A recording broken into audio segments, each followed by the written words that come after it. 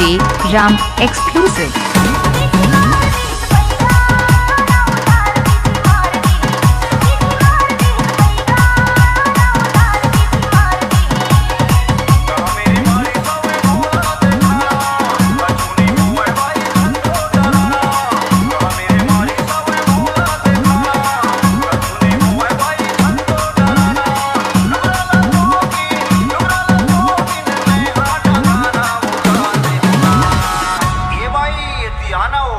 कहाँ मेरे मारे है दिखाना वो दिखाना।